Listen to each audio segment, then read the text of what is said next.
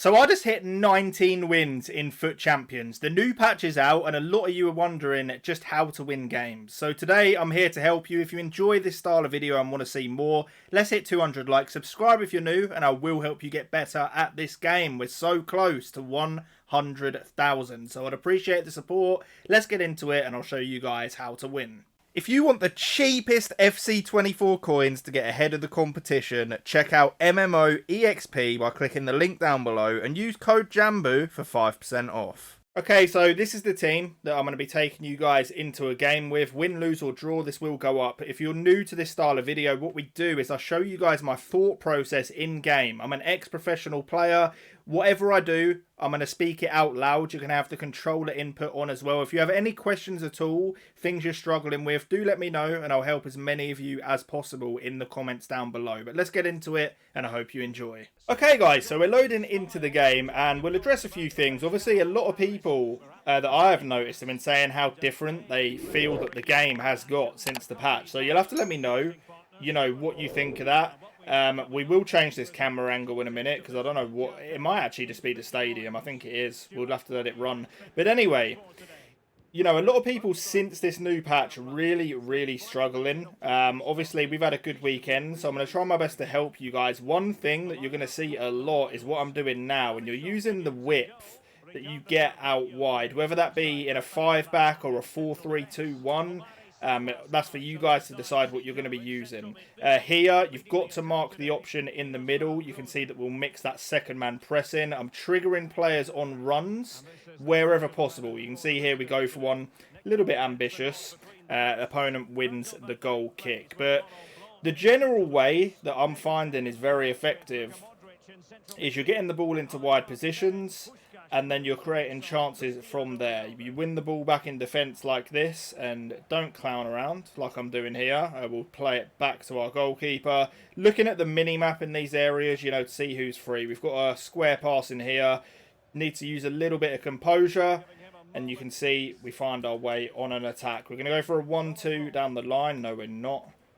Using the mini-map, we'll switch the ball across once again. You can see, and this has been, a thing for the whole of FC24. You get this width out wide. It's normally in a 4-3-2-1, and you're looking for the cutbacks here. You see R1 dribbling. It's gone a bit too far. We could have had a guaranteed goal there. But here, you can see I'm getting out and pressing my opponent as Virgil absolutely bodies whoever that was to the floor.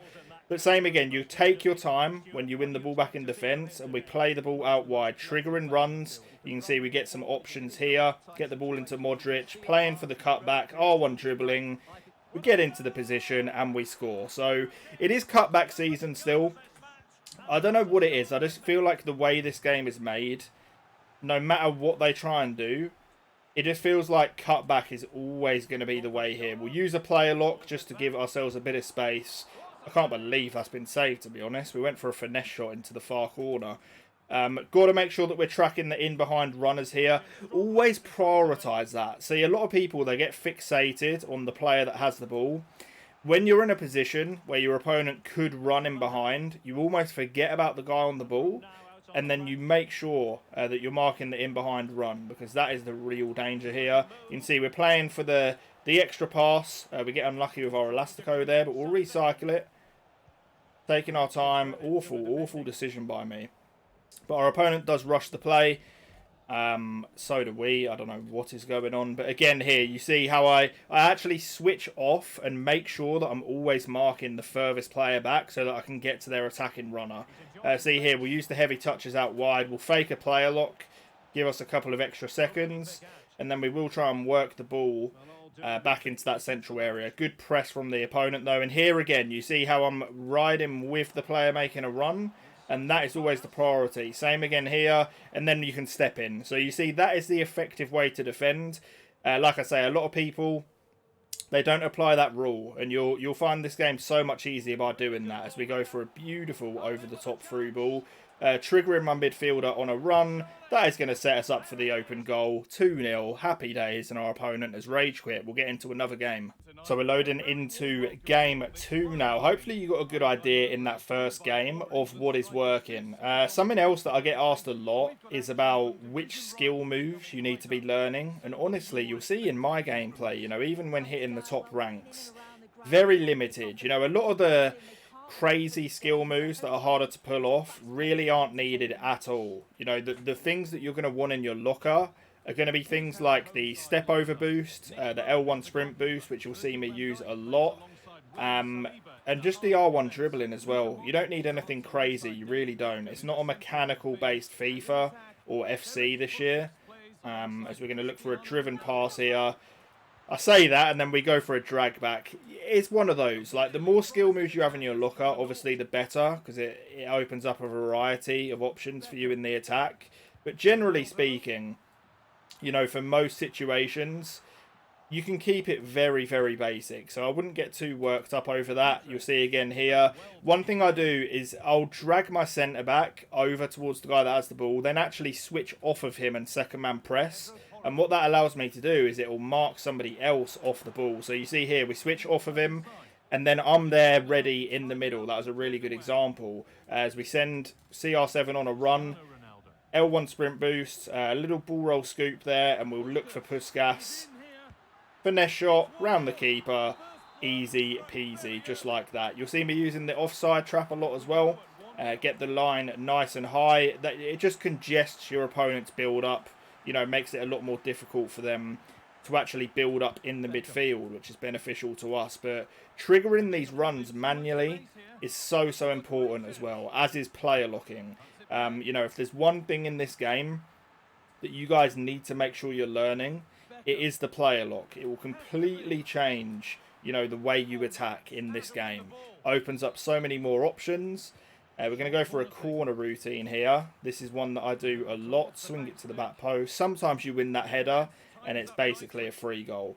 You can see the opponent's really struggling to deal with a press. Another super important rule that you guys need to be putting into your game, and obviously it's easier said than done, but if you really think about it, you'll be fine, is when you win the ball back, you actually want to make sure that you don't waste that opportunity. Like, every time you win the ball back, that is an opportunity for you to do something with it. The biggest mistake that I'll see people make is they'll win the ball back and instantly give it away, which is absolutely criminal. You know, that is a rule that we cannot follow. You need to get into the mindset of using every possession you have, which you'll see the top players do. You know, the mistakes are minimal. We'll use the mini-map here. You see how you have all this space out wide, and that's a consistent theme. You're always going to have that out there. And it's what makes this game at a high level, you know, pretty boring, to be honest, because you're just using that space out wide. We'll go for the same set piece again. You know, it's a lot of rinse and repeat. You see there, you know, we score another goal that is off a corner that you'll rinse and repeat.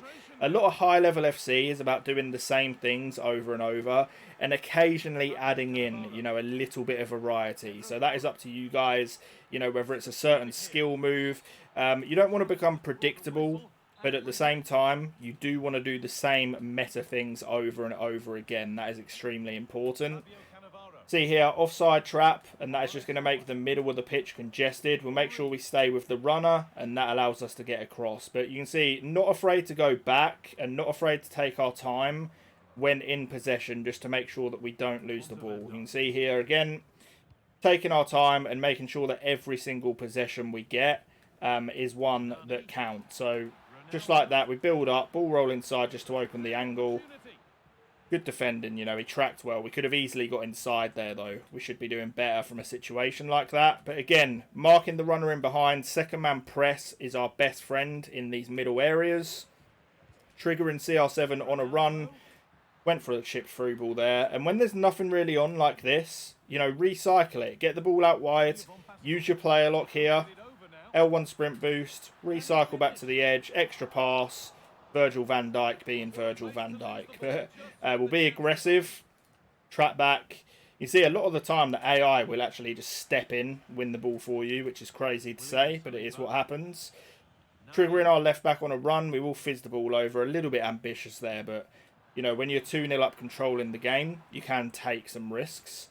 Another offside trap, it's just making it super difficult for our opponent to do anything. That's the thing with it. Unless your opponent is a high-level player, the offside trap is going to ruin their experience. And obviously, that is what we're trying to do, unfortunately, as their opponent. But you see an L1 sprint boost there, touch around the goalkeeper, and then we do find the back of the net.